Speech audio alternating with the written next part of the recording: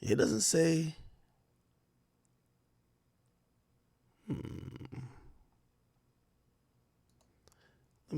Hopefully this indictment is searchable. Yeah, I think it is. No, it isn't.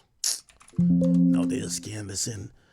Let me scan through this real quickly. Actually, I'll do it on the screen below, just like usual. I hate wasting our time, so let me just play a little bit more of this. I'm going to find what aspects they mention children, okay? Because you're right, he's the only one charged, and you're seeing that he allegedly had a lot of coordination and cooperation. I want to read you something here, Chris. So this is now from that letter that I mentioned from the government to the judge requesting that no bail be issued. And they talk about how he's violent. They said, in addition to the defendant's physical, sexual, and emotional abuse of his romantic partners, the defendant repeatedly engaged in acts of violence directed towards the employees and his employees and others. As charged in the indictment, the defendant, often assisted by members and associates of the enterprise, engaged in kidnapping, arson, physical violence such as throwing objects at people, throwing people to the ground, hitting, dragging, choking. Numerous witnesses, including the defendant's employees and others, observed or experienced violence. For example, in the early morning hours of December 22nd, 2011, the defendant and a co-conspirator kidnapped an individual at gunpoint to facilitate breaking into and entering the residence of another, individual one. Multiple witnesses would testify at trial to the events surrounding the kidnapping and break-in, the latter of which is corroborated by police reports. Once again, Kid Cudi. This is a Kid Cudi thing. Approximately 2 weeks later, the defendant's co-conspirators set fire to individual one's vehicle by slicing open the car's convertible top and dropping a Molotov cocktail inside the interior. Police and fire department reports extensively document the arson and conclude that the fire was intentionally set. Multiple witnesses would also testify to the defendant bragging about his role in destroying individual one's car. I think that this is Kid Cudi. Yeah. So if we go back to the Cassandra Ventura lawsuit, she made an allegation that Diddy blew up his car because she was talking to him or whatever it was. When you hear this, this is a whole separate component of this case as well. Well, it goes to the power, the enforcement, the thought that you are too big to be busted. You get away with things enough times in your life at this level, you think you're invincible. And you're not, because at some point, people are going to see the Cassie video. They're going to see the brutality of it. This wasn't an argument or just a domestic violence case in a hotel lobby. This was an all-out ass-whooping of an innocent, vulnerable woman. And he did not give up. And that video, although that the case is probably beyond the statute of limitations in terms of charging a crime, that was significant for the reasons Bradford said, and in the back of the minds of the federal investigators, because they're thinking, we can't let this guy get away with this. Mm-hmm. And this is just the tip of the iceberg. You talk about the allegations in the indictment. You're talking about arson, kidnapping. You know, this can't be allowed in society, no matter who you are. And there are a lot of allegations here. And I think going back to him making himself available into New York, knowing this was coming, clearly that's an attempt to bargain for his short-term freedom as this case works through the court system. But it's going to be very tough when the judge takes a look at this and sees the potential danger, the potential witness tampering, the things that have already happened. What, suddenly he's going to change? It's going to be a tough argument for his lawyers. And it says that the government's investigation is ongoing in this letter. You know, while the indictment against the defendant was unsealed today, the investigation into his and other co-conspirators' conduct is active and ongoing. And you have to wonder how many of these events were somehow videotaped or captured to show other people, to encourage this notion that, if you cross me, this is what's going to happen to you. And it doesn't matter how big you think you are, I'm bigger and I'll crush you. Mm-hmm. So, was some of that taken from one of the raids? So now I'm curious, Bradford, if once we knew that he was arrested last night and we knew this indictment was coming, I went back and I looked at all of the lawsuits. I looked at all of the lawsuits that he's facing, from April Lampros, to Rodney Jones, to even the Cassandra Ventura one that was settled, to Dawn Richard. There's the Grace O'Markey one that lists him as a defendant, but his son is the one who's the main defendant. There's Joy Dickerson-Neal. Do you have a sense from reading these papers, these indictment, this letter, How much of these witnesses, their accounts, are made up in the criminal charges? How much of they are cooperating witnesses? How much are their accounts part of these criminal charges? Do you have a sense of that? I think that, yeah, I mean, when I read some of these lawsuits, some of them I think are so fantastical that I don't think they would make great witnesses. I think Cassie's is the most credible. In terms of looking at the other lawsuits, I think that those witnesses can provide some backup and some confirmation of some allegations, but I don't think they're going to be the star witness. I think there's probably going to be 5 main core witnesses, and those are going to be the 5 individuals that were closest to Sean Combs. I'm sure they have subpoenaed assistants or personal assistants. Yeah, chat. I ain't gonna lie. This does look incredibly horrible for Diddy. I mean, again, this is the indictment. You know, obviously they spell out his. I mean, I guess we could kind of go through it. Let's go through it. Once again, this is the 14-page indictment. This is the first document. I'm actually, let me look it up to see if it's fully in the system as yet. Diddy hasn't appeared in court from what I've been told. I do believe that his attorney after the court hearing, I think that's what that's for. It said this afternoon. We don't know what time. But if you're wondering what this is for, this is most likely for after the attorney is walking into court and out of court, that they could possibly have a press conference. I don't know if Diddy's attorney will address the press again. I don't even think it was a need for him to address the press this morning. Again, let your PR people do the PR shit. Let the lawyer go beat the case. But regardless, they've set this up. You know, Diddy's set to appear in court later. He's currently in custody, so you won't see him walk through these doors or walk out most likely. And we're going to hear some updates about, hey, was there consideration for bail given? Did the judge say, hey, we're going to grant bail? Or will it be a motion to remand? Or not motion, but it will be will the judge remand him into custody for the foreseeable future, which, you know, at that point, you know, who knows the next, you know, shot they'll have to try to get bail. Obviously, that's probably one of his biggest priority. Like a billionaire in jail is probably not used to that lifestyle. You don't get $1 billion to go sit in jail, right? So his lawyers at every turn, even if he's denied bail today, they're going to try to get him, you know, additional opportunities to apply for bail, and hopefully, you know, in their case, they could get him out on some type of bail, whether it's house. You know, we all seen Youngboy. Youngboy was in like a $10 million crib, you know, with an armed militia around there 24/7, but at least you're in a mansion. You know what I mean? You'd rather be in a $10 million crib rather than be in some New York City rat hole jail, right? You know what I mean? You don't want to be bunkies with Taxstone. You get what I'm saying? So, of course, we're going to see what happens there. Let me see. I actually don't think it's going to be still in the system yet. I'm searching it right now. Because we're going to see a bunch of documents fly off, including what's going to be important is, you know, maybe if there is a premeditated motion for pretrial release, maybe that's also submitted, but that might be just, you know, submitted after court, even though I think they would want to have him, have the judge consider it in court today. Give me 1 second. I'm looking some shit up right here. Because right now we only have 2 documents, the indictment and the detention memo, which is both from the prosecutor. Give me 1 second. Yeah, and yeah, I still don't see it in here yet. It's probably going to take some while. They'll probably officially file it. The clerk will file it to the government website after the court hearing is done. But regardless, we don't know what time.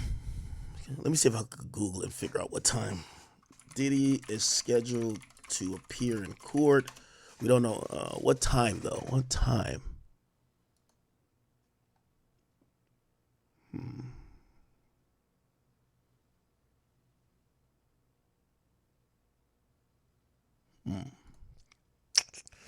Don't know what time, but apparently it's supposed to be in the afternoon. Here we go. Diddy's gonna appear in court at 2:30 p.m. From what I'm hearing, I've talked to a few people who are like, legal experts. They think it's going to be quick. They think they're going to have him in there and out. Probably a 30-minute hearing. There will be no video. This is federal court, so we're not going to see no video of it. Obviously, there's going to be reporters in there. So I'm pretty sure somebody's going to be in there trying to get a drawing of Diddy. I'm guessing he would probably be in cuffs, even though I still can't even like imagine Diddy in cuffs. But they're gonna come out with a description of his demeanor, the proceedings, and obviously we're gonna see the documents fly off afterwards with the results of that. But 2:30 today, which means it's about another hour and 15 minutes until Diddy goes to court or Diddy sees that judge. Again, his indictment was unsealed, which means that his lawyers know what charges he has. They're gonna be read to him at his first appearance. They're gonna apparently try to get bond. But there's already a memo filed to heavily oppose bond. Like this is a pretty, again, the memo to oppose bond is 16 pages. The indictment is 14 pages. You get what I'm saying? This is the memo to oppose bond. This is the indictment, right? Okay. I'm gonna play a little bit more of this, and then we're gonna. Oh no, this is what I wanted to get to. This is how disgusting they kind of set this shit up.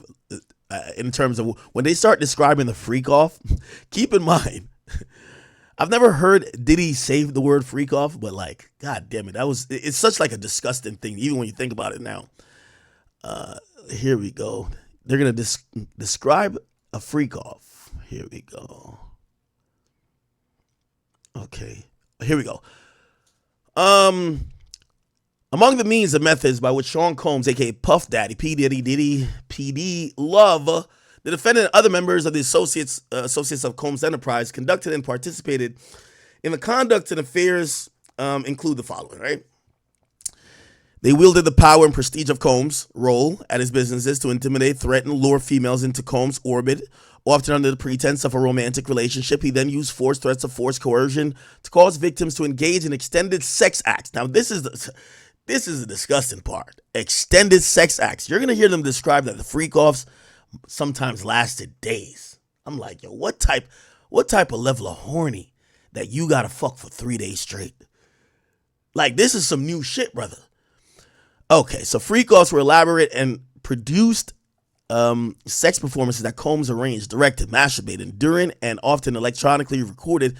In arranging these freak-offs, Combs, with the assistance of members and associates of his enterprise, transported and caused to be transported commercial sex workers across state lines and internationally. Damn, even was bringing in bitches overseas. God damn. Freak-offs occurred regularly. Sometimes lasted multiple days. I see why this nigga need 1,000 bottles of lube. Because if, nigga, you must have found Aqua Woman if she could stay wet for fucking 3 days. Like, what the fuck? No wonder he needed lube. Lasted multiple days and often involved multiple commercial sex workers. During the freak-offs, he distributed a variety of controlled substance to the victims, in part to keep them obedient and compliant. Sometimes unbeknownst to the victims, they kept videos he filmed of victims engaging in sex acts. Oh my God.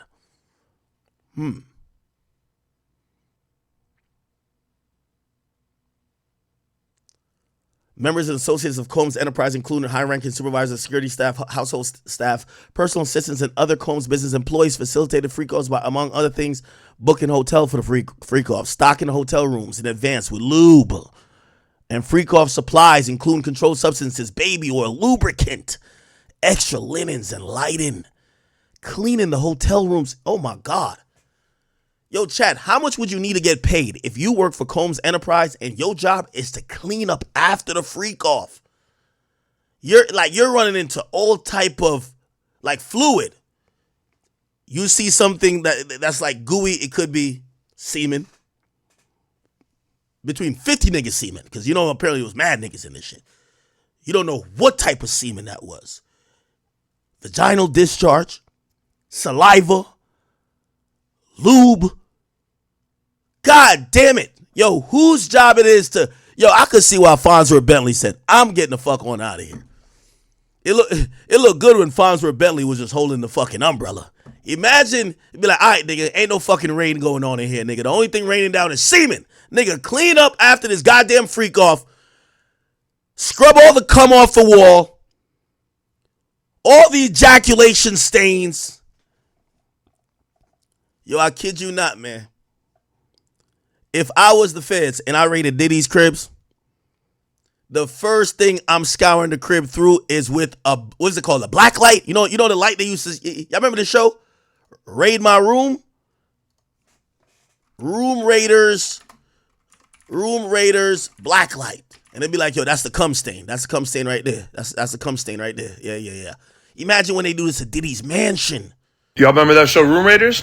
Well, it's time to do the bed check. Yes. Oh my God, you do this at Diddy's mansion, it's over. It's fucking over. My own bed. Alright, so we have the Nigga, just go. bed here. Do it to myself and see some hairs. See some hairs. Pillows clean. Nah, on shit. Diddy's house is gonna be diabolical.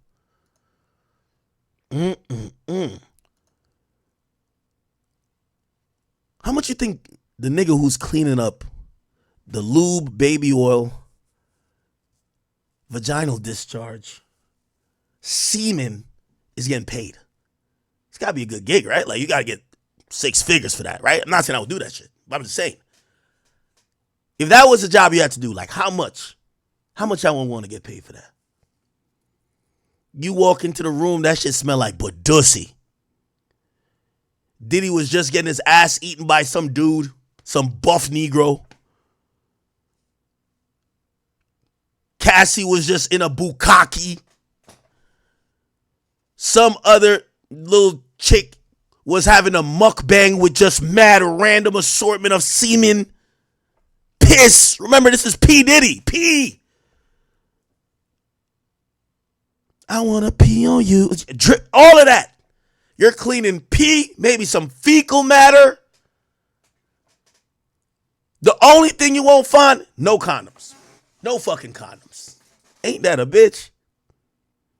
You know this shit gotta be nasty. They found 1,000 bottles of lube, not one condom. You woke up in Diddy's freak off room, it's like a slip and slide up in that bitch. Oh my God. It's a slip and slide. Nigga, you show up to clean up after the freak off. You know who you gonna sound like? You gonna sound like this.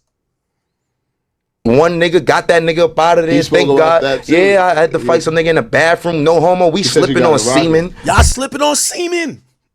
You gotta be slipping on semen when you enter the freak off room and this nigga's all lube. It's lube everywhere. You slipping on semen at the scene of cleaning up the freak off. But niggas was jerking off in the bathroom, nigga. Yeah. I mean, we jerking off in the corner. Had to fight some nigga in the bathroom. No homo. We slipping on semen. But niggas was jerking off in the bathroom, nigga. I mean, I got that nigga up out of there. All that shit. You know, this is parts of the story that I don't like. Yo, I know this ain't funny. We got victims here, people. We gotta stop the laughing. Fucked up shit. Fucked up shit. Okay. Combs to and from freak offs resupplying. Oh my God. Imagine you had to be the person to go bring some extra lube in the room while Diddy and 10 other niggas and Cassie are having a freak off. Resupplying Combs with requested supplies. Delivering large stacks or sums of cash to Combs to pay the sex workers. And then, yo, this is when I realized, nigga, how much fucking you gotta be doing that you fucking for days. If your fuck session lasts days, god damn it. Nigga, even in the jungle, nigga, you know they say the lion, when the lion has sex, it only lasts a minute. It takes the lion a minute to nut. The most fucking powerful creature in the jungle. But for Diddy, it was taking him days? What type of deranged nigga is this? What type of edging was he doing? Chat, keep it a bean. When y'all niggas have, like, and I know, no homo. You feel me? But how long is the longest y'all even jacked? All right, say you open a Pornhub. You ain't got no bitch around. You open a Pornhub. You rubbing one out. You know what I mean? We all do it. Come on, let's not act like, you know. What's the longest you jacked off for? Imagine Diddy is jacking off to this shit for days. I see why this nigga need lubricant and baby oil. Nigga, you will chafe your dick. Nigga, at some point, your palm gotta feel like sandpaper. What the fuck? This nigga was jacking off for days. Nah, if you jerk off to Pornhub for an hour, something wrong with you, bro. Something wrong with you. An hour? An hour is a lot. 3 hours? You're wildin'. You niggas jerked off for 3 hours to Pornhub? I'm sending U.S. attorney to y'all house next. Who said 3 hours?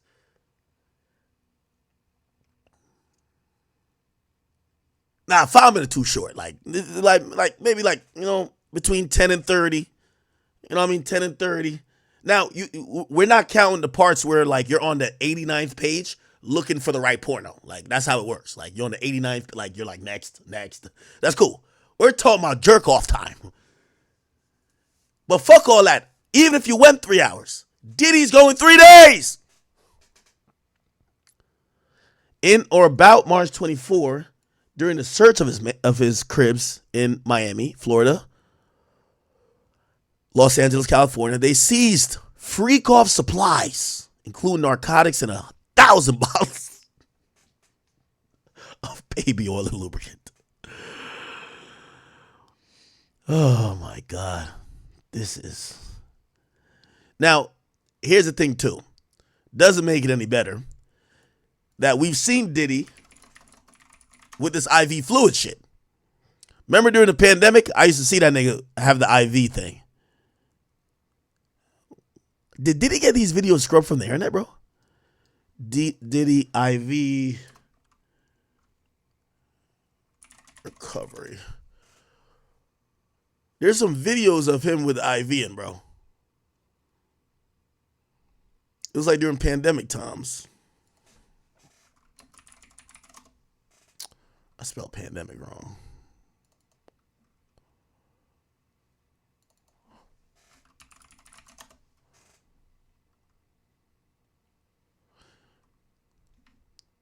I've never took that IV shit, but now I'm associating the IV shit to freak off shit. Somebody was trying to say, yo, Ak, you be drinking a lot. You know what you should do? In the morning, just get an IV. It just replenishes you. And I'm like, I don't know, man. Like, I mean, I'm drinking, but I ain't drinking that hard, bro. Like, what type of shit you got to be doing to stick a needle and just have to pump fluids into yourself? Apparently, this was a post, nigga, this was his post freak off ritual. Let me see if I can find it. Diddy IV fluids. Let's see if we can find it. I know I've seen it before. Definitely seen it before. Back in the day. Nah, Diddy might have had some people scrub some shit. I can't find this bitch. Oh, here we go. Look. Right here. Thank you, Diddy. What the fuck is this? This is the drip bar? The fuck is the drip bar? The hell?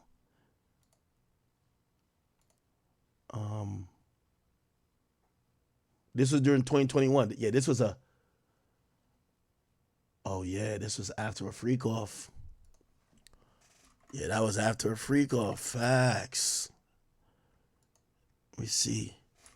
Diddy drip bar. I'm trying to see.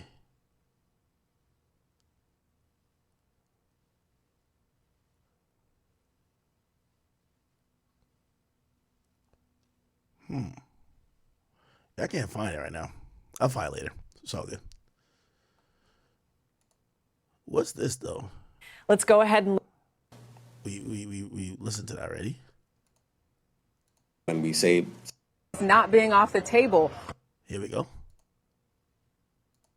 Charges racketeering, sex trafficking, and transportation to engage in prostitution. He called what Sean Diddy Combs organized a business empire that he said he controlled using kidnapping, bribery, saying that he exploited people, used force, threats.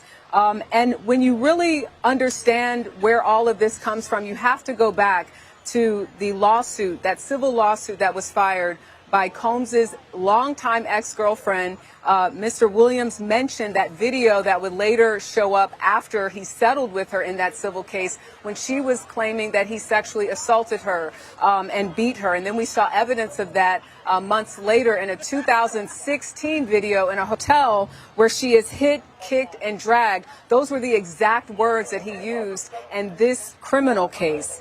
Something else worth noting, Lindsay, is what he talked about when referencing what they were able to find when searching the home. He said that they searched and seized evidence, 3 defaced AR-15s, evidence of freak-offs. Again, this was a term used in the civil suit, but now talking about it in the criminal form. He said also that this is not done, that there could be more people that are prosecuted as a result of this. But today, of course, the focus being on Sean Diddy Combs. And Jerika, many reporters were quick to ask whether any more charges could be coming because this indictment says that he did not do this alone. He was essentially enabled by the people around him, the apparatus that he built, according to prosecutors, as part of this criminal enterprise, again, according to the indictment, that essentially enabled this behavior and led to a pattern of coercion and intimidation.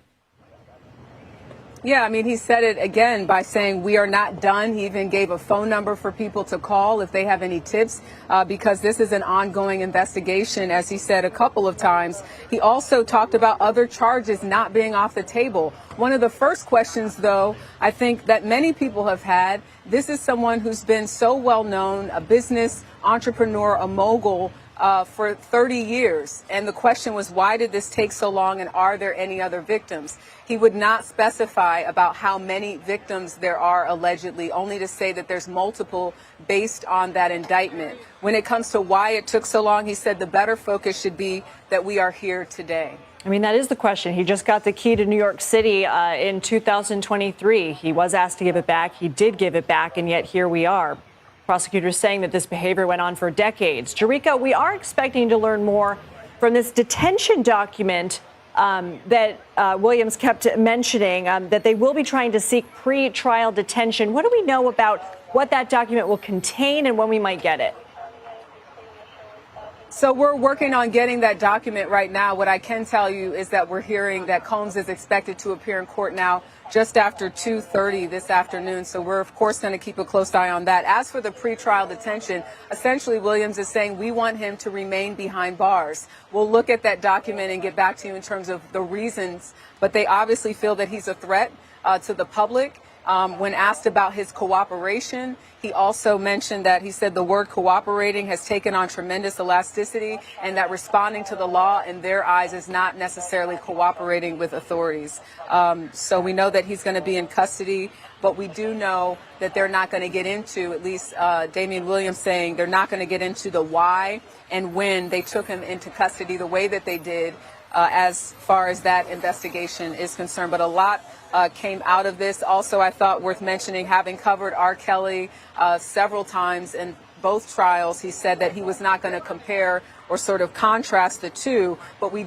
By the way, there is a proposed bail package. I'm looking to get that for you immediately. Give me 1 second.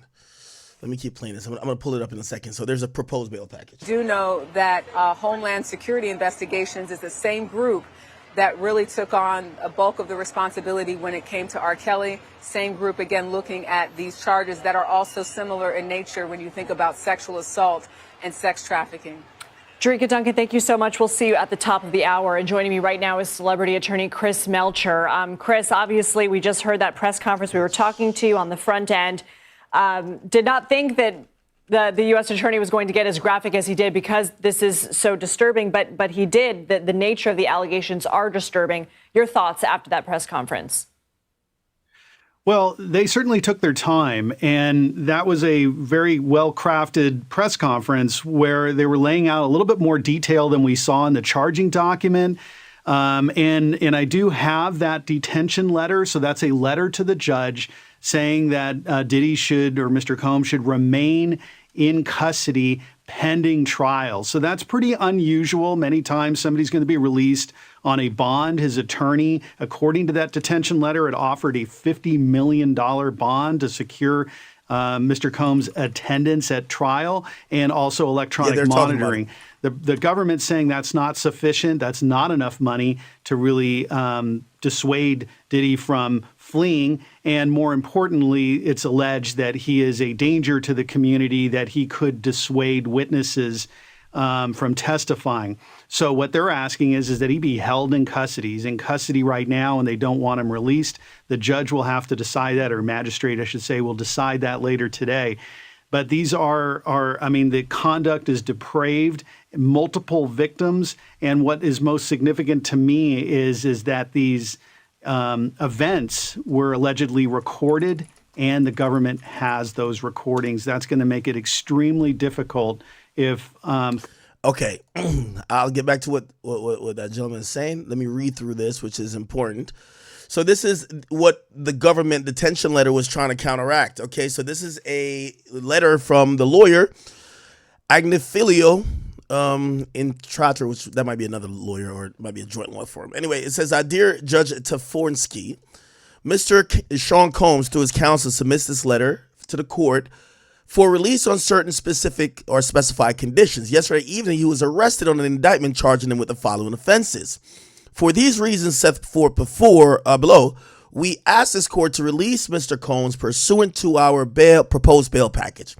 This letter will walk the court through a series of actions taken by Mr. Combs over the past 6 months that will prove he's not a flight risk or a danger to anyone in the community. These actions will prove that Mr. Combs is eminently trustworthy, that he's demonstrably committed to showing his innocence in court in the context of this case, and that he should be released on the condition proposed in order to do so. The first thing the court should know is that when it became apparent to his counsel that Mr. Combs would be at some point formally charged, he did something extraordinary. Oh, wow. It's extraordinary. Let's hear the extraordinary thing. He left his home in Miami and traveled to New York, the very location of where the prosecutors and agents were investigating him. Through counsel, Mr. Combs promptly told the government that he had voluntarily come to New York, offered to tell them specifically where he was, and offered to turn himself in at an appropriate time. Even though Mr. Combs came to New York, authorized his lawyers to tell the government of his location, and offered to self-surrender, the government effected an arrest last evening. This, we know, is the government's right. However, that he traveled to New York to self-surrender is also something the court should consider. This was not the first action Mr. Combs took to show his trustworthiness and lack of flight risk. Indeed, it is part of his pattern since even before the March 25th, 2024 searches on his residence. Mr. Combs and his counsel have been fully aware that the United States attorney for the Southern District of New York has been conducting an investigation involving allegations concerning racketeering, sex trafficking, and other offenses, knowing for these many months that he would be indicted. Oh, wow. So basically, they're admitting that he knew he would be indicted. Wow. Damn. Mr. Combs has done everything, as will be set out below, to work with prosecutors in ways that are unusual, if not unprecedented. Okay. In light of these circumstances, he can rebut presumption of detention here due to his extraordinary actions taken in this investigation. He should be released on the conditions proposed so that he can fight the case in court effectively. By the way, let me see. Okay. All right. So we'll get to the extraordinary actions he took, but this is the proposed package. A $50 million bond, which clearly makes sense now. He was clearly liquidating some assets. One of the main things, securing a cash bond or a potential part of a cash bond, or being able to free up assets that he could possibly put up, right? They don't mention if the $50 million would be in a cash bond or maybe he could use a property or some of the sort. But yeah, $50 million bond. co-signed by Sean Combs' mother, his sister, the mother of his oldest daughter, and his 3 adult sons. Okay. So I guess it's a bond co-signed by them. Secured by the equity of Mr. Combs' residence located at 2 West Star Island in Miami, Florida. The appraised value of the home is about $48 million. The home is unencumbered. In anticipation of the bail hearing on August 20th, 2024, he paid off the mortgage. Oh, wow. He paid off the mortgage, which is $18 million. Wow. So now he finally owns the house outright. And that's just sitting, equities in the value of the house, but there isn't a lien on the house, meaning a mortgage, that a mortgage company would control some interest in the house. So basically saying, yo, I'll give y'all, I'll put the title up, right? Like shit, if I flee, that's $48 million. So that home could be used to secure a bond and be free of a mortgage. Cool. Secured by the equity of Combs' mother's house. Wow, they gave her, I wish this was blurred out, but this is where his mom lives. Mr. Combs' travel will be restricted to the Southern District of Florida and the Southern District of New York to attend court and meet with his counsel and attend medical appointments, which we will address the court in a separate sealed submission. Yes, they're probably going to do a sealed submission saying that Diddy is suffering from, again, you got to make this look good. He's suffering from some illness that cannot be cured if he's in a detention facility. He needs to be free. He needs to see the best specialist in the world. He needs to be able to go to his doctor's appointments every day, that he could be healthy, right? Typical. I think they did that with Harvey Weinstein as well. I mean, shit, they've been trying to do it with YNW Melly, saying he has some grave disease and he needs to be let out. And they keep saying, well, the niggas he allegedly killed can't get out of the casket, so you're not getting out. That's what they've told YNW Melly pretty much. Don't know if that they'll work, but clearly they're going to do a sealed submission that obviously the public don't know what that is, but the court or the judge could consider it. As well as the Eastern District of New York and the District of New Jersey, only to the extent that his travel from New York involves an airport in those districts. The airport in New York, as in Jersey, would mean that he would be flying via private jet. Teterboro Airport is a place that Jay-Z, Beyonce, anybody, when they come to New York, they land at Teterboro with their private jet. Okay, that's usually where Jay-Z used to rap about the Clearport. That's where that is, right? Teterboro, New Jersey. So he's trying to carve out places that I'll only be in Jersey to be at that, to be at the fucking Clearport. That my private jet can land there. I'm gonna go right to New York to go to court. I'm gonna be in Southern District of Florida, which is basically, he said he was gonna stay at Star. He's basically kind of outlining house arrest, but not saying house arrest, because his residence in Southern District of Florida is at 2 Star Island. You get what I'm saying? His passport. Now we get to find out his passport was surrendered to his counsel. So he gave his passport to his lawyers, and his lawyers advised the prosecutor of this fact in an email dated the same day, and the counsel is now saying, please take his passport. He ain't going nowhere. Take his passport. So interesting to note, they didn't turn over his passport then, but he did turn it over to his lawyers. Okay, cool. The passports of the following family members who have already surrendered their passport to counsel after the raids. Oh, wow. Whoa. They're saying they're down to surrender. Janice is his mom, I believe. Janice Combs. Chance Combs. Who's Chance Combs? Jesse Combs. Delilah Combs and Love Combs. I think this is the baby. Ain't this is the baby? Love Combs is the baby? Let's see. Love Combs. Yeah, I think that's the baby. Yeah, that's the new baby he had. Oh, wow. So he's down to even give up the baby passport. Like, yo, I'm not getting my family out of here. I'm not dipping out of here. You could have their passports, my passports. Take it all. Just, who's Chance Combs? I don't know who that is. Janice is his mom, I believe. Let me use this. Who's Chance Combs? Oh, that's his daughter. Okay. Jesse Combs, is that the other daughter? I don't know who Jesse Combs is. Who's Jesse Combs? Jesse Combs. Oh, it's Diddy. Yeah, Diddy's daughter. Yeah, Jesse James Combs. Okay, cool. So that's the mom, the two daughters. Who's Delilah Combs? Does the sons not have passports, or did they already surrender their passports? Because they're not mentioned. Delilah Combs. Oh, this is another daughter he has. Okay. Okay, Jesse and Delilah are twins. And then there's Chance Combs. Who's Chance Combs?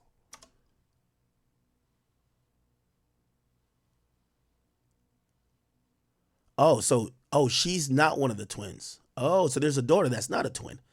And the parents are Sarah Chapman and Diddy. Okay, cool. And then Love Combs. So basically all of the women from the Combs family are here. By the way, we're gonna get down to exhibits. The exhibits are gonna show the appraisals. Is the exhibits attached? No, but there are exhibits supposedly. Look, the written appraisal. So the appraisal that property is worth $48 million is Exhibit 1. The satisfactory of the mortgage, which means he paid it off, is Exhibit 2. And the letter to the prosecutor, as mentioned, that he offered his passport up, is Exhibit 3. Or he didn't offer his passport up. He said he has turned his passport over to counsel, right? Yeah. They emailed on the first saying that they turned the passport over to counsel. Cool. All right. H, since at least 2024, April, Mr. Combs has been making efforts to sell his airplane. Oh my God. Damn, shit is going down, bro. Damn. If y'all buy that plane, man, make sure y'all scrub the whole interior, black light and everything. If he was having freak offs on the ground, imagine what he was doing in the air, nigga. Trust me. He's been making efforts to sell his airplane. We informed the government of these efforts in May 2024 and explained further below. Just this weekend, Mr. Combs entered a letter of intent with the party to sell it. Oh, wow. Mr. Combs understands he is not to travel to Los Angeles, where the plane had been located this week. Oh, wow. He's been staying away from his own plane. I still think he's going to fly by private if they do give him this bail. But I guess he's trying to say, if you own a private jet, you probably have more leeway with what you could do with it. So he's like, nah, I'm gonna get rid of my private jet. I guess he probably just charter one. Oh, damn. And further, the plane is not to be brought into any district where okay. That's why we could look it up now. Love Air LLC. That's Diddy's plane, jet. We can find the tail number. This is Diddy's plane right here. Yeah, Love Air. Yep. And what's the tail number? The tail number is where's the tail number? Tail number, come on. Why can't I find the fucking tail number?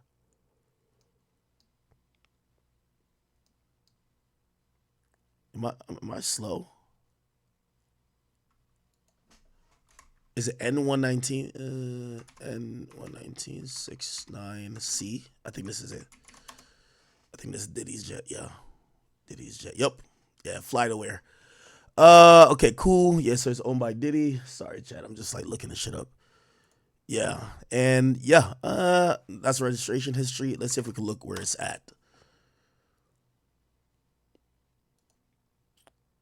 We could. This is how it looks. Beautiful jet still. Let's see if we could, we could track it. Tracker, flight radar, history of flights. Yeah, there's no recent flights. Yeah, that shit is parked. Holy shit. Okay, nah, this is. You look how they tracking Jay-Z's. Having a jet is just having people in your business. Look, they're tracking Jay-Z's jet. Oh man. Flight history. Okay, here we go. Departing information. Motion detected at front door. It looked like it is flying around somewhere. but at some point it was in LA. Yeah, that jet is moving, but apparently it was in LA for a while. Who's at my fucking door? Give me a second.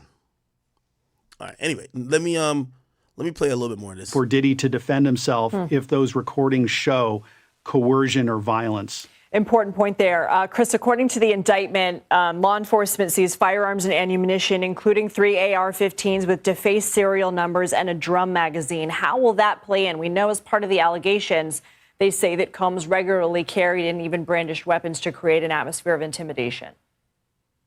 Well, that is part of this allegation that these women unfortunately became part of his orbit. Okay. Yeah, no, they're taking care of who's at the door. It's all good. Okay, perfect. Let me go back. Okay, so yeah, so I guess it was the time of that letter. You know, they're still saying, I guess, like ever since they wrote that letter to the prosecutors, they kept the jet away from wherever Diddy's at. So the jet's still moving, but you know, they kept like it was in Van Nuys. Yeah, it was in Van Nuys a bunch, right? San Jose. It was in LA. It was definitely in California for a while. And I guess they were saying they made sure that the jet wasn't anywhere where Diddy was at, that the police could think that Diddy has access to his jet. They're saying it's on the other side of the country. And they're saying they're down to keep it on the other side of the country or make sure the jet doesn't go anywhere where Diddy's at until it gets sold, which is, damn, I mean, my boy's definitely trying to make sure he's free, right? Okay, understand he's not to travel to LA where it's been located this week. Oh, this week. He said this week. Has it been located in LA this week? Well, it went to Indianapolis. Last week it was in Jersey, Teterboro. Then it went to Indianapolis. And I'm guessing it probably is in LA, right? This isn't all the way accurate. This is just some of the flights. Cool, all right, bet. Then, now they finally say home detention. Home detention. So they're down for home detention. They're not gonna say what crib, but come on, you know he wants to be up in the Star Island crib, right? All other standard conditions of pretrial release, right? The history of investigation show a great degree of collaboration between the government, Mr. Combs, and his counsel, which should be weighed heavily in this court when thinking about releasing him on the conditions proposed. By the way, 30 minutes until Diddy goes to court. Once again, we're not going to have a live stream of that, but we expect to maybe hear a word or two from the lawyer as they enter or leave court, okay? On March 13th, counsel for Mr. Combs emailed the assigned assistant U.S. attorney in this introductory mail. Counsel identified himself as counsel for Combs and stated he wished to speak with the prosecutors and share information about Mr. Combs and the matters under investigation. After not hearing back, oh wow, at first AUSA didn't respond back. Counsels again emailed 5 days later on March 18th. Counsel did not get a response. Oh yeah, they don't give a fuck about Diddy. So this 2 emails sent to the prosecutor, deaf ears. Third time, this is before the search. Wait, so why did they email before the search? Oh, it was being heard that there was an investigation. So I guess they just wanted to get ahead of it. This is before the search was done. March 25th, search warrants were executed at Mr. Combs' place of residence in Miami and LA. In addition, he was removed from his airplane and searched. The searches of his residence were unusually public and particularly heavy-handed. The agents had assault rifles trained on the heads and chests of his children, who were then handcuffed, brought before news cameras, in a press helicopter. On the day of the searches, counsel called prosecutor and they spoke for the very first time. Counsel indicated that they would accept service of 2 grand jury subpoena to Mr. Combs' businesses. Counsel took possession of Mr. Combs' passport on April 1st. About a week following the searches on April 1st, counsel took his passport. As noted on the same day, they advised the AUSA of the fact that counsel had Mr. Combs' passport and we would not return it to him, and that he would not be allowed to leave the country during the pendency of the investigation. we have in fact maintained passports, and Mr. Combs has not in fact left the country. Despite knowing the investigation was ongoing, despite having a plane at his disposal, despite not being charged with any crime. And so as of this morning, the plane is in Teterboro for a charter flight. As of this morning, it says where is 4 is that? 4 is somewhere here. All right, here. Yeah. Okay. So the Teterboro thing was right. As of this, well, this is 9/12, so it's probably a return flight. Whatever. Cool. Council agreed to advise government on all domestic travel. Myron said this. Bradford Cohen said this. I agreed. Vlad, please stop saying the bullshit you've been saying. And I love you, Vlad. You know, you're a peer, colleague, and a friend of mine. But you've been saying that dumb shit like too long, saying Diddy should have fled the country. It's very clear they could have arrested this guy a long time ago. He surrendered his passport. He was telling the government everywhere where he was at because he was preparing for this moment. He was saying, "I'm not gonna be in the same city as my plane." He was never gonna leave the country, and that was never an option. I don't even know why Vlad left. Vlad's the only person I've seen like say this shit. Like, I don't know why you didn't go to Russia. Like, what the fuck is Vlad talking about? And I love you, Vlad. You know, but come on, bro. Like, you know, you're too smart to be saying this type of nonsense. He says, I've been saying this last month, a couple months in my interviews. Diddy should have fled to Russia. What? Like, Vlad, you're too smart for this, okay? Like, this is some shit the dumb rappers you interview would say, right? Instead, he spent his time hanging around in Harlem and Miami. No, he spent his time trying to not look guilty and knowing he's under federal surveillance. What more could he do? He can't do anything else. Anyway, I'm glad this letter came out. Now we know all the things that clearly was being done, right? These two promise, okay. Moreover, counsel advised the government that Mr. Combs intended to travel domestically. Counsel would inform the USA. Me, Bradford Cohen, Myron Gaines, former HSI agent, we all predicted this. You're telling the government where you're going, right? Like, you want him to feel very comfortable, right? I heard that through sources that he's telling them anytime he's going to get on a plane. They know before he went to LA, then went to LA and he popped up some random places. They knew before he came to New York, okay? These two promises have been kept. For example, June 9th, counsel advised AUSAs that Mr. Combs was traveling from Miami to Los Angeles to go on a road trip with his children. In addition, we provided AUSA with information about the flight, when his flight departed, when it would land. On June 29th, counsel emailed the prosecutors that Mr. Combs will be flying to Wyoming. And by the way, he did go to Wyoming. People seen him White River rafting. You ever seen this? Here we go. Diddy, Wyoming. White River rafting. Right here.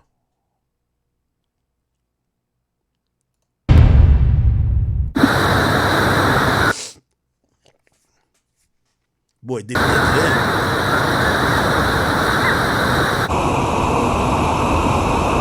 By the way, chat, apparently we got 23,000 people watching on YouTube, only like 2K likes. Please, could you guys just hit the like button? If you guys haven't subscribed as well, please subscribe to whatever platform you're watching me on. It's greatly appreciated. I do this for y'all, clearly. But just please hit the like button, hit the follow button. That's all I ask for, okay?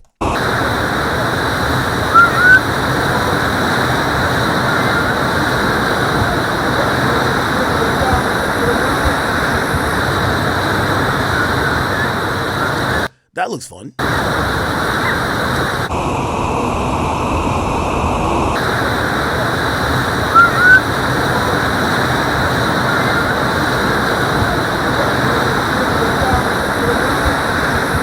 I could imagine this is a way to, you got to imagine Diddy's mind is probably going absolutely bonkers, right? Like, this is the worst scenario ever.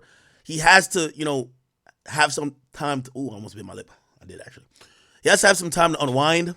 He has to try to distract himself a bit, because that could be very mentally tolling. And not saying we feel bad for Diddy, but if you're constantly thinking about a potential prosecution or threat of arrest for months, yeah, he has to unwind. And I guess that was what that trip was. Okay, so cool. That was the Wyoming trip. Okay, cool. So he was flying to Wyoming. He told them that via a chartered aircraft. On July 5th, the counsel emailed the prosecutor that he was traveling back to Los Angeles. 2 days later, July 7th, When he traveled back to Miami via chartered aircraft, they once again emailed the AUSA. In addition, when Mr. Combs planned travel but did not take those trips, they notified the prosecutors as well. Okay? They notified the government of Mr. Combs' efforts to sell the plane. On May 21st, counsel advised the AUSA during a phone call that Mr. Combs had commenced efforts to sell his airplane. We followed up with that conversation the next day on May 22nd, 2024, with a letter to the AUSA that the efforts were underway to sell the aircraft, reminding the AUSAs that the counsel continued to be in possession of his passport. Over the past several months, there have been several potential buyers for the airplane, and at least 2 buyers have signed a letter of intent to purchase the aircraft. Just this weekend, a buyer for the aircraft and representatives for Mr. Combs executed a letter of intent. Due to the nature of this asset, the amount of inspection and due diligence that's required for this purchase is just not a simple asset to offload. In advance of the plane being sold, which it eventually will be, we have agreed to keep the airplane in Los Angeles while Mr. Combs resides in his home in Florida, if it's not being chartered. So again, they do chartered rentals on the plane. Coincidentally, and not at Mr. Combs' request, last night the airplane was chartered. Oh, wow. Maybe that's why he got arrested. They've been keeping the plane away from Diddy. They've been telling the government that. Like, hey, we're keeping the plane away. Remember I told you? They're tracking that fucking plane. They're tracking it, right? Diddy is in New York. The private jet location that everybody flies into is in Jersey. And all of a sudden, Diddy's plane shows up in Jersey. Yeah, I could imagine somebody says, before Diddy get on his jet, let's lock his ass up right fucking now. Maybe he's let's lock his ass up now. So this is probably why, right? So now his team is saying this is coincidentally. They're saying there was a chartered flight from Los Angeles to Teterboro. He had no advanced knowledge of the flight, nor did he possess any control over its movement last night. Obviously, Mr. Combs agrees to not go to any state, in this case, New Jersey, in which his plane is located pending its sale, which is being actively pursued, and I get it. New Jersey is not New York, but the place that people in New York usually go to board a private jet is in New Jersey, Teterboro. It's like from Manhattan, let's see, we're talking about 10, 15 minutes. So it's really in close proximity, even though technically it's not within New York State. All right, Mr. Combs voluntarily relocated to New York in advance of his arrest. Once it became apparent to counsel that Mr. Combs' arrest was imminent, he promptly relocated to New York City. On September 5th, 2024, he arrived in New York, and counsel immediately informed the government of Mr. Combs' whereabouts. By the way, here's the thing. I'll read this. It said, pursuant to the Code of Federal Regulations, a private jet may be available to the general public for use. That's about chartering. Part 135 pertains to Mr. Combs' airplane, and therefore it can be chartered by the general public. Yeah, many people who own a private jet, they'll allow other people. And by the way, this is why I look at Rick Ross's private jet, and I'm like, I don't know if people are chartering a private jet that just says Rick Ross, right? Like, it's so branded. You know, Diddy's private jet, at least, it's a distinct private jet, dark colored one, but it doesn't say Diddy. It doesn't say Diddy all over the shit. So, it would probably say, let's get another jet. So he probably was chartering, and it's probably a good way to make money. A flight, I could price it out now. A flight from LA to Teterboro, that's cross country. It's 5 hours in flight time. How much, how many people, I won't get too much into it, but how many people, let me see, Diddy's jet, let me see, Love Air, what type of plane is it? It's a Gulfstream 550. I think it holds between, how many does it hold? And by the way, look, there's this website, you can literally book his jet. Browse our empty leg flights to see if, you can literally book Diddy's jet, you know what I mean? Like, and I'm pretty sure many other brokers or websites allow you to book the jet. Anyway, it's probably going to be 60,000, around 60,000, 50, 60,000. For a one way, right? So, if you want to have 8 to maybe 12 people on Diddy's jet and you want to afford the $60,000 fee, that's a one way. Now, obviously, you got to pay flight crew. Going to probably have at least one stewardess, 2 pilots, right? Diddy gets the rest and probably a broker fee for whoever is doing the booking. But that's a way to generate some money because jets are expensive. You got to park them. You got to service them. You got to maintain them, right? So, yeah. All good. All right, cool. Then it says, council offered to continually share Mr. Combs' location. Damn. This is like when your bitch catch you cheating and you're like, yo, I'm going to share my location. All right, so they're saying that Mr. Combs was down to share his location with government constantly, right? Since arriving in New York on September 5th, Mr. Combs has been staying at the Park Hyatt Hotel. Okay, cool. I'm going to try to see if I can hit up a work over there to see if they got, one of them workers got low security footage, guaranteed. They're going to try to sell it to TMZ, but I'm going to see if we can get it from one of them. If you think there's no video of Diddy being taken into custody, you're wrong. Somebody's just trying to sell that bitch. So he was staying at the Park Hyatt Hotel. Let me Google that bitch. Let's see how that shit looking.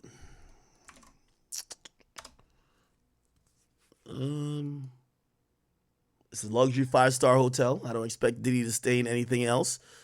Let's look at the suites. I could imagine he was staying at the big boy. They got a presidential on here now. Where's the presidential? Oh, here we go. 1-bedroom presidential suite. If there's a 2-bedroom, I imagine that Diddy would get it. And probably the rooms that he probably stay in aren't listed on here for you to publicly book. You know what I'm saying? If we were to book it, let me see how much this is costing. Yo, I'm such a pocket watcher, right? I ain't shit, right? Oh, it don't look like you could book these ones. It says you got to call. Yeah, you got to call for this. You could book these. Let me see what the price is looking for, though. Let's look next month. A 1-night stay. Let's see what we're looking at, chat. Chat, I'm such a pocket watcher, right? I know. Pray for me, chat. What? And this is just a 1-bedroom. $2,000? $2,000? Oh, hell nah. And so if this is $2,000, the presidential is like $6,000, nigga. $7,000 for the night. Holy shit. Holy shit. Yeah. Damn.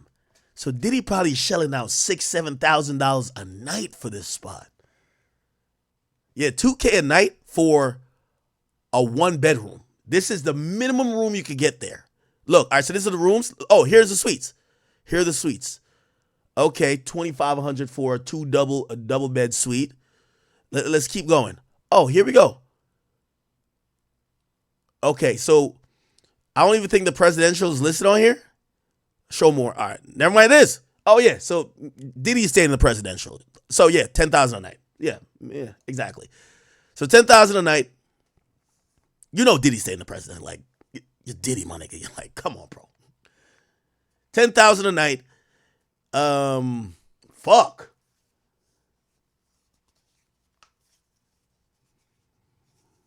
God damn. Some good shit right there, brother. Let me look in this room. $10,000 a night for this shit? This shit better be.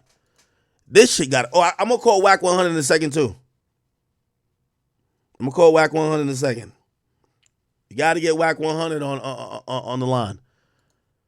Okay.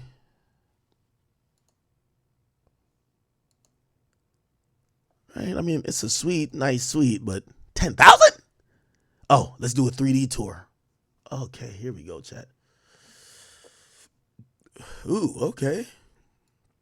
Chat, if you were Diddy, no pun intended, and you were going to stage one last freak off before the feds came in, which part in this presidential suite would you fucking stage the freak off at, chat? Let's get to it. Let's get to that.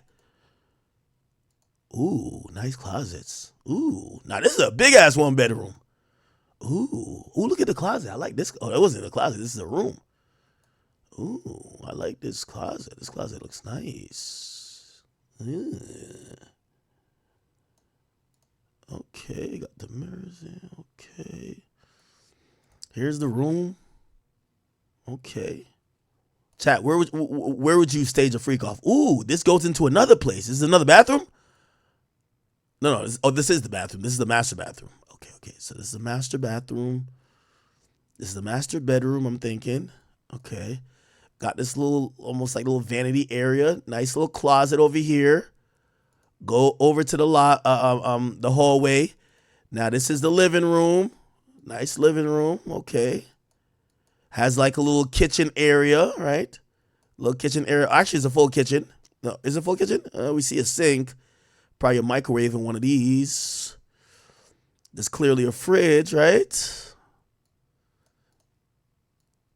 I mean, shit. Chat, this is like where you would put, you know what I mean, the freak off supplies. Bottles of lube could go right here. You got to get the tons of lube all over here. Okay. I see what's going on. Okay.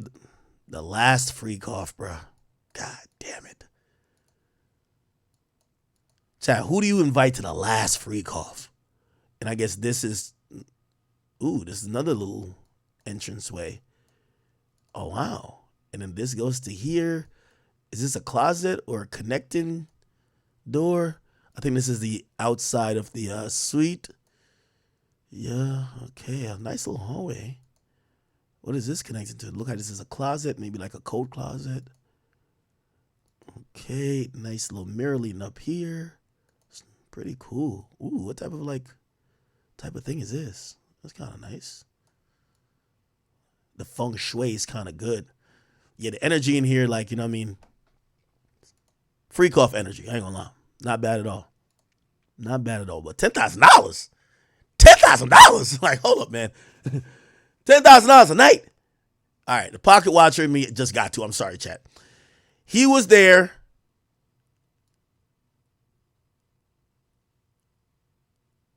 He was there from the 5th. So that's 12 days. That's $120,000. Yo, chat, I ain't gonna lie. I spent $120,000. I deserve a freak off. I'm sorry. I'm sorry, chat. I spent $120,000 for 12 days? I deserve a freak off. What? 120? Now, here's the thing. Look what they say.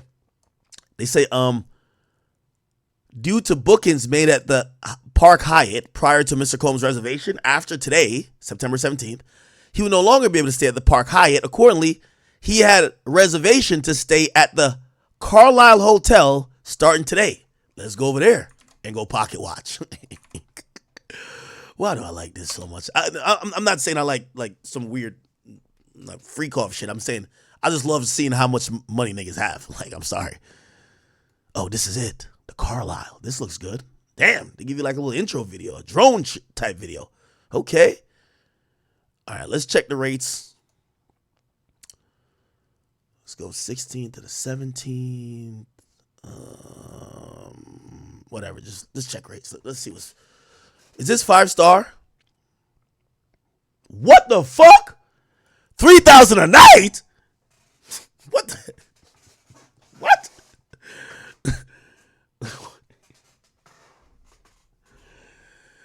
Yo, I love looking at shit like this. It makes me feel broke. Sometimes you need a humbling. Yes. $3,000 a night? You know we gotta find a presidential. Where's the presidential? The Central Park Suite is $5,000. The Premier 2-bedroom suite is $5,000. Now, you gotta have a presidential. It's probably not listed. A lot of times they don't list their presidential suite. You gotta call. You gotta call to go get that shit. Because that's really meant for like special people, not only people that got the money. All right, but anyway, still minimum $5,000 a night, or if we're saying he's gonna stay at the best suite here, that's listed. Let me see how this place look. Maybe this is like freak off ready. This is a Central Park suite.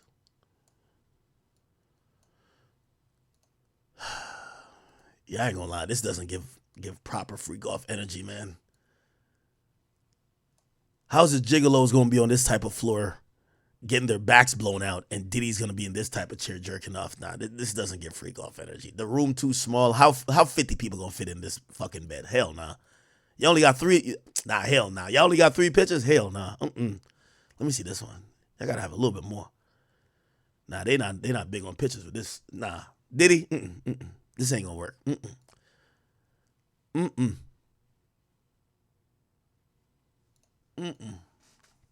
Whatever. Anyway, they're saying that he'll be staying at the Carlisle if he gets out. Since Mr. Combs relocated to New York early this month, council has been looking for a 1-month rental for Combs in New York City. Despite council's persistence, it has been challenging to find a rental for many reasons, including because numerous events occurring in New York City in September. The U.S. Open, Fashion Week, UN Summit. And some landlords have discomfort having Mr. Combs as a tenant given the investigation. Last night, council had scheduled a viewing of a potential apartment. However, because of Mr. Combs' arrest, council and Mr. Combs obviously were not available to see the rental. Combs advised the government that it was in his possession of the council advised the government that it was in their possession the passports of members of Combs' family. On June 13th, council advised the government that we possess Mr. Combs' mother's passport. We also informed the government we possessed the passport of his 4 daughters, all who were minors at the time we took their passports. And wait, does Justin, Quincy, and Christian not have passports? Why are y'all only taking the daughters' passports? I don't know why that's a thing. Anyway, council's assistance to the government concerning the subpoenas. As stated above, council accepted service of 2 subpoenas directed at its businesses in March of 2024. Separate counsel for the entities filed a motion to quash the subpoena in April of 2024 and May 2024 upon becoming the sole counsel in connection with the criminal investigation of Mr. Combs. So somebody got fired or left. Actually, didn't that make news? Lady Gaga, criminal counsel, Diddy, like somebody had stopped. Yeah, Diddy was dumped by a law firm after Lady Gaga told them, if y'all represent Diddy, I'm done with y'all. Right? Look, here we go.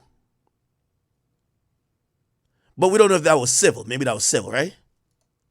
Okay, so there's been some rumors floating around about Diddy and Lady Gaga, but we have the latest update on the situation. Manhattan law firm Grubman, Shire, Mysilas, and Sachs, known for representing top figures in the music industry, has cut ties with Sean Diddy Combs. A spokesperson for the firm confirmed that the decision to part ways with Diddy was made proactively by the partners months ago. Okay, that might be it. So it appears that Mr. Aguafilo, I might be fucking up his name, there was a co-counsel, means lawyers, and that law firm dropped out, which, by the way, if you got Lady Gaga's and them saying, yo, I'm not using you as a law firm no more if you represent Diddy. Diddy's a creep. Damn, they're putting Diddy in a vice grip. Pause. Okay, upon becoming the sole counsel for Diddy, we advised the court that we would withdraw the motion to quash the subpoena, and instead the parties would meet and confer with the government to minimize the number of requests of which the parties disagreed. Counsel agreed to begin gathering documents in response to the subpoena. For several months, counsel for Mr. Combs and the AUSAs have had a regular discussion about what documents we've had, what we didn't have, and in regards to the documents we didn't have, where the governments may be able to find such documents. We did this for 2 reasons. First, there was nothing in counsel's estimation that will constitute evidence Mr. Combs being involved in any federal crime. Second, we wanted to appropriately be helpful to the government in the investigation. To that end, the Combs entities have produced over what? Oh, my bad. I can't see it. I'm sorry. Fuck, I'm retarded.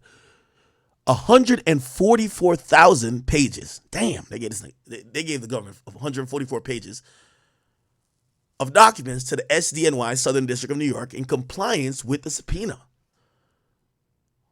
Whoa. Let's take a breather, y'all. By the way, Diddy is scheduled to be in court. He probably is in court currently as he waits for the proceeding to start. We don't know if it started exactly at 2:30, but it is scheduled for 2:30. Let me quickly... I'm looking at... Still no action here. Still no action here. Sorry, chat. Still no action. Okay, we won't get action for a while. It's all good. All right. So the next thing is paying off the mortgage. at 2 West Star Island in Miami. As noted in the discussion about the bail package on August 20th, 2024, Mr. Combs caused the outstanding mortgage to be paid on his primary residence in Miami. This payment of about $18 million was for one reason alone, so he would be able to have the $48 million residence free and clear of any encumbrances so that it could be used to secure a bond. We submit this truly extraordinary measure that shows resoundingly that Mr. Combs is appropriately focused on defending this case on the merits in this court, the legal standard. Mr. Combs is presumed to be innocent. The Supreme Court has observed that the liberty is the norm. Detention is prior to trial or without trial is the carefully limited exception, U.S. versus Salerno. As the Supreme Court recognizes, the function of bail is limited. Stack v. Boyle. The underlying goal is securing the presence of the defendant rather than the sum of bail. So basically saying it shouldn't be about the amount of money he could put up. It should be securing him showing up to court. U.S. versus Nabia. The court should bear in mind that there's only a limited group of offenders who should be denied bail pending trial. U.S. versus Shakur. Is this what I think it is?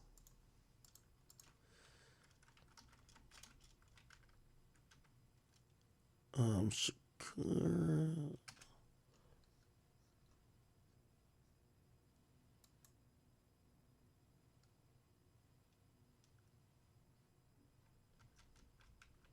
Nah, that's not what I think it is.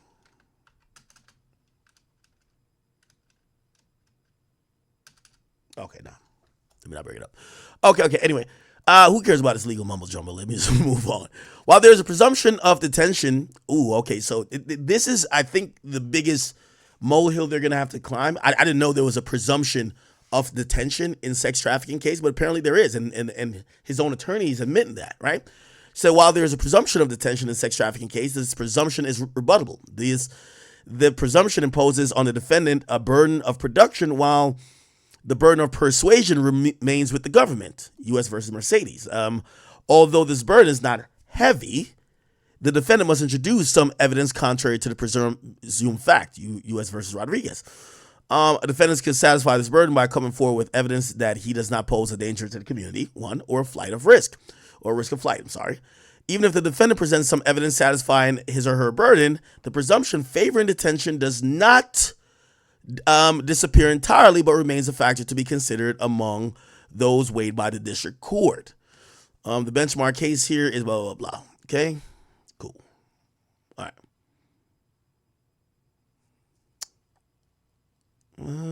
All right. This is more mumbo jumbo here. We don't have the rest of the documents regarding or relating to the exhibits, but I'll see if I can get them. All right. Let me go here to finish playing this. Then we'll get back to law and crime, and then I'm trying to pull some more documents for y'all. Because he's famous, and that was his way of kind of preying on these folks. But then when they realized what was going on and wanted to escape, that he used threats and intimidation. And the allegation is weapons were displayed. And so we did see some weapons. Of course, it can be legal to own weapons in the U.S., but these were high-capacity magazines or defaced serial numbers. So depending on where those weapons were possessed, that could make it illegal and kind of demonstrate the intimidation or fear that allegedly was used against these women. We definitely saw that in the Cassie video, the 2016 hotel surveillance video. And I would note that Diddy initially denied that. He said she was looking for a payday, and then when we saw that video, we know that was untrue. So he is in a very difficult spot. Okay.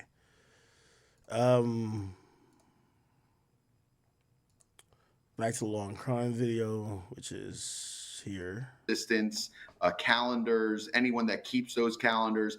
And what the government does is essentially they just put a story together. And those are the best cases, is that when you can put a story together where you're not relying on one individual witness, where if that witness gets crushed on the stand, your case is kind of over.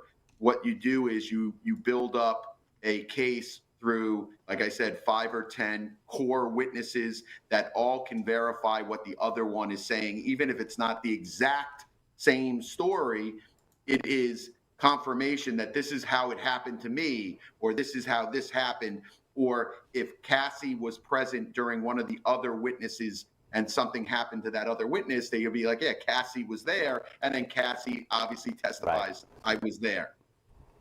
Well, Bradford, just one follow-up question to that. The allegations. Everyone knows every time Diddy's name comes up in something, it's always some freaky issue by the sea, man. Now, in what's new, you feel me? Now, new information's coming out. Diddy lost a lawsuit where he essentially owes $100-something million. That person, I'm not gonna lie, bro, you're never seeing that money. It's sad to say. You're never ever seeing that money ever. Yeah. Is the diddler. You're never seeing that money. Got some of the best lawyers in the world. He's a billionaire still, supposedly. You feel me? He's liquidating his assets now, selling houses and doing all that.